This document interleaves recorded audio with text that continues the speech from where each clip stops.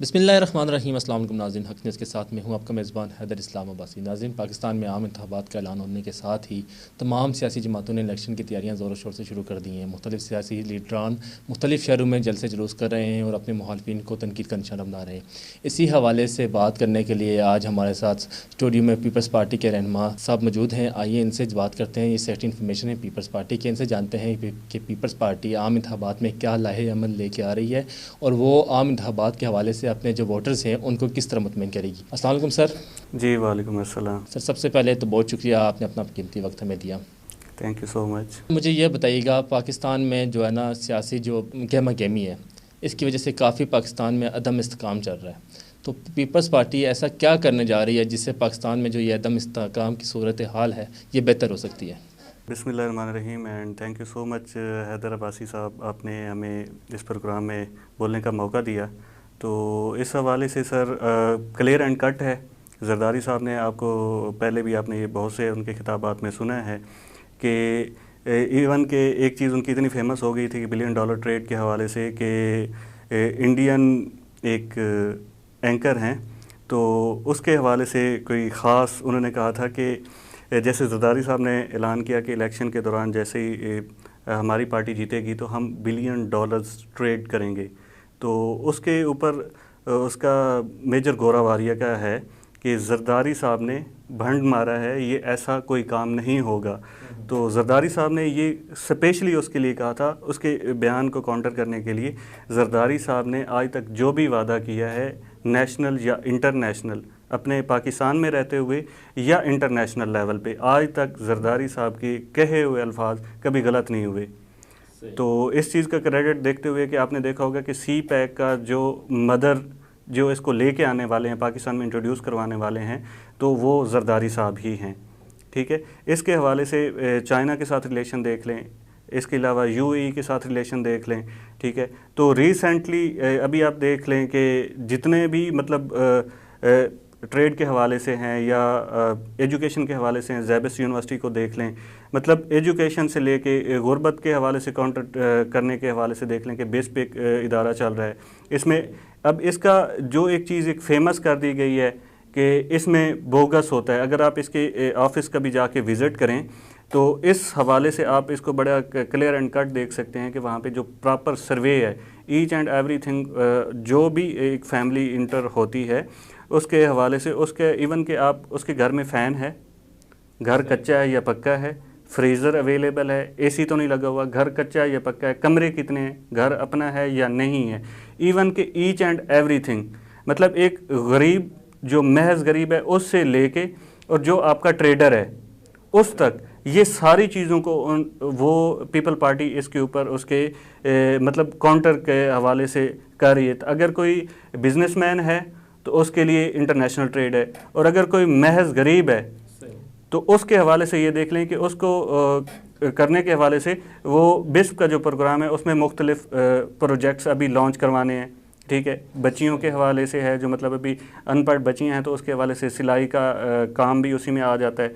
बाकी अगर कोई बेवा औरत है, ठीक है, उसके कोई कमाने वाला नहीं है घर में, तो उसके लिए इमदाद का है। इवन के अभी तक ये हो रहा है कि अभी जो रिसेंटली एक प्रोजेक्ट लॉन्च करने जा रहे हैं कि यूटिलिटी स्टोर के साथ वो करेंगे कि जिनका अभी रिसेंटली ये चल गया है, बिस्प के जितने भी मतलब जो इनका नाम बिस्प में इंटर है तो उनको वहाँ पे हाफ़ रेट के ऊपर सौदा सलफ़ मिल सकता है। तो ये है पीपल पार्टी का। ये कोई मतलब एक ख़ास जमातों की तरह जिस तरह कि मैं 10 लाख घर बना दूंगा, ठीक है, गरीबों के लिए, और इसके अलावा एक वादा कर दिया था कि आप जैसे हमारे जैसे जो नौजवान हैं हमें इक़्तिदार में आने दे तो हम आपको 2 करोड़ नौकरियां दे देंगे। तो ये इसको कहते हैं भंड। साहब, मैं आपको इंटरप्ट कर रहा हूँ। देखें, वादे तो पीपल्स पार्टी ने भी काफ़ी किए थे। पीपल्स पार्टी की चूँकि सिंध में हुकूमत है, तो सिंध का अगर देखा जाए, हालात देखे जाएँ तो वो काफ़ी गैर सली वक्त नज़र आ रहे हैं। सिंध में अस्पतालों की हालत देख लें, बाकी मामला देख लें, वैक्सीन वहाँ पर नहीं है। इस हवाले से मुझे बताएं, वादे तो इमरान खान साहब ने किए थे जैसे आप कह रहे हैं, लेकिन वादे इसी तरह पीपल्स पार्टी के भी काफ़ी थे, लेकिन मुझे नहीं लग रहा कि कहीं वो पीपल्स पार्टी वो भी अपने वादों पर पूरी उतर रही है। सर यही चीज़ मैं चाहता हूँ कि आप एक मतलब एक रिनाउंड चैनल के साथ हैं और आपका एक अच्छा मीडिया ग्रुप है। मैं यही चीज़ आपको बावर कराने के लिए मैं बताना चाहता हूँ कि लीवर का ट्रांसप्लांट इवन के रिसेंटली जिसको कहते हैं कि America is the world most powerful country in the world, ठीक है, वहाँ के लोग आके वहाँ पे अपना लीवर ट्रांसप्लांट करा रहे हैं। पूरे पाकिस्तान के सिर्फ वाहिद हॉस्पिटल है जो लीवर ट्रांसप्लांट कर रहा है, और वो कहाँ पे है? आपके सिंध में है। वहाँ के सिंध के हॉस्पिटल का SIUT हॉस्पिटल जाके आप विज़िट करें, आपको इंटरनेशनल लेवल का इक्विपमेंट मिलेगा, वहाँ पे डॉक्टर्स मिलेंगे, ठीक है। एक चीज़ ये होती है कि मीडिया अटेंशन को ग्रैब करना, और मीडिया के ऊपर एक चीज़ ये होती है कि ऐसे हवा छोड़ देना। यहाँ पे लीवर ट्रांसप्लांट का काम हो रहा है, इवन कि अभी रिसेंटली उसने खुद बयान दिया है, अमेरिकन नेशनल लेडी है वो आई है वहाँ पे, वो कह रही है कि उसकी निस्बत अमेरिका की निस्बत यहाँ पे लो रेट में हमारा लीवर ट्रांसप्लांट हुआ है। देखें, आप यहाँ से पाकिस्तान से लोग आपको देखें लंदन में इलाज करवाने जाते हैं, ठीक है, और अमेरिकन लोग यहाँ पे पाकिस्तान में इलाज करवाने आ रहे हैं, तो वो किसकी बदौलत आ रहे हैं? आपकी पीपल पार्टी की बदौलत आ रहे हैं। पीपल्स पार्टी की बदौलत आते हैं। अच्छा सर, मुझे ये बताएं कि पीपल्स पार्टी की सिंध में तो गुज़िश्ता 10 साल से हुकूमत कर रही है पीपल्स पार्टी। अब मुझे ये बताएं कि सिंध की जो कारकर्दगी है उसी की बिना पर पीपल्स पार्टी वफाक में आ सकती है? वफाक में आपको लगता है कि पीपल्स पार्टी हुकूमत बनाएगी? सर ये देखें, रिसेंटली जो चेयरमैन बिलावल भुट्टो साहब ने एक देखें कि 16 माह का जो एक चला हुआ है PMLN के ख़िलाफ़, तो चेयरमैन बिलावल भुट्टो जरदारी साहब ने ये बोला है कि 16 माह की कारकर्दगी मेरी जाके रिपोर्ट देख लें, फ़ौरन ऑफिस से ले लें। जिस तरह दिन रात उन्होंने मेहनत की और काम किया, और आपका अभी आप ये देख लें कि ये सिर्फ आपको ग्रे लिस्ट से निकलवाने का क्रेडिट किस को जाता है? फॉरेन मिनिस्टर कौन है उस टाइम, कौन था जिसने आपको ग्रे लिस्ट से निकलवाया है?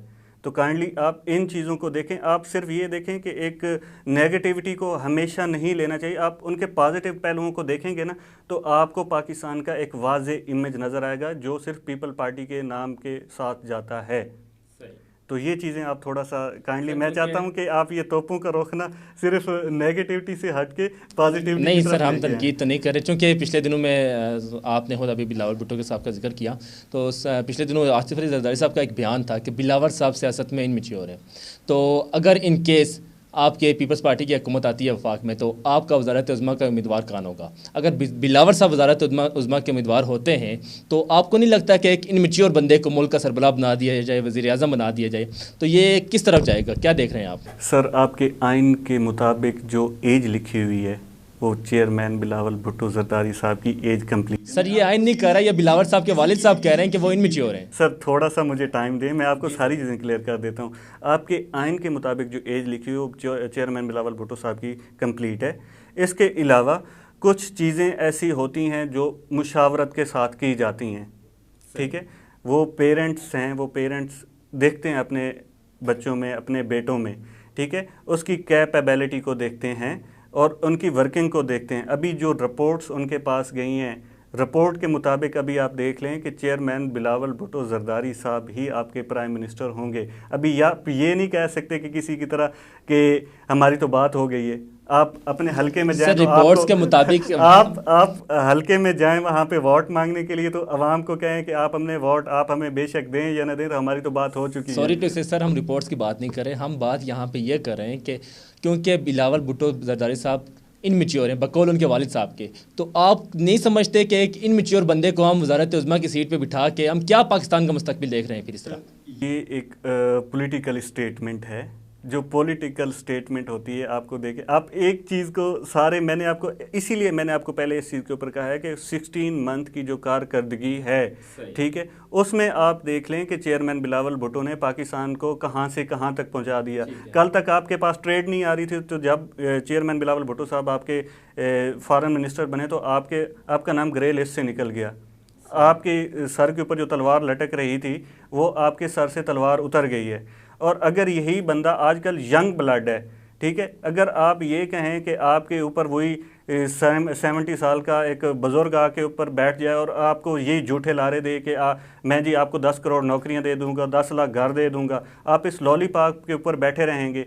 जो आपके यंगस्टर्स के प्रॉब्लम्स को ही ना समझता हो, वो तो देख रहा है कि मैं जी 70 साल का हूँ, तो हमने तो जनाब सिर्फ बूढ़ों को देखना है। आप यंगस्टर्स के आजकल के प्रॉब्लम्स क्या हैं, आपकी एजुकेशन के क्या प्रॉब्लम्स हैं, आपकी मईशत के क्या प्रॉब्लम्स हैं, यंगस्टर्स के क्या प्रॉब्लम, यंगस्टर्स को क्या चाहिए, वो सिर्फ एक यंग आदमी ही जान सकता है। एक बुज़ुर्ग जो है वो अपनी सिर्फ बुजुर्गी के आलम को देख रहा होता है। और एक यंग प्राइम मिनिस्टर जब आप आएगा तो आपको ये कहते हुए भी खुशी महसूस होगी कि हमारा प्राइम मिनिस्टर स्मार्ट है।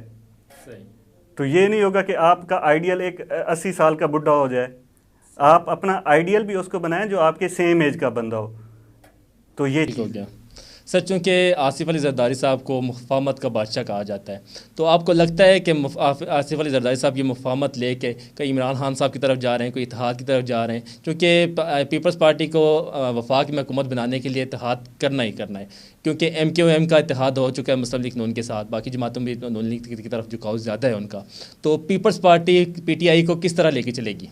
सर इसके हवाले से जो अभी आपने रिसेंटली देखा है कि सारी जमातों ने सिवाय पीपल पार्टी के सब ने कहा है कि PTI के ऊपर पाबंदी लगनी चाहिए, सिवाय जरदारी साहब के और चेयरमैन बिलावल भुट्टो साहब के। उन्होंने कहा है कि जमहूरियत को ख़त्म नहीं होना चाहिए।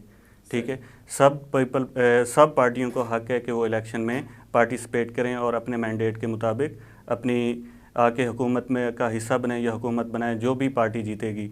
ठीक है, किसी भी देखें हर पॉलिटिकल पार्टी का जितनी भी पाकिस्तान में है, और स्पेशली पीपल पार्टी ने ये मतलब हर जगह पे हर फोरम के ऊपर ये कहा है कि कोई भी, इवन सिर्फ ये नहीं है कि PTI, कोई भी पॉलिटिकल पार्टी है तो उसको बैन नहीं होना चाहिए। सबसे इम्पोर्टेंट थिंग ये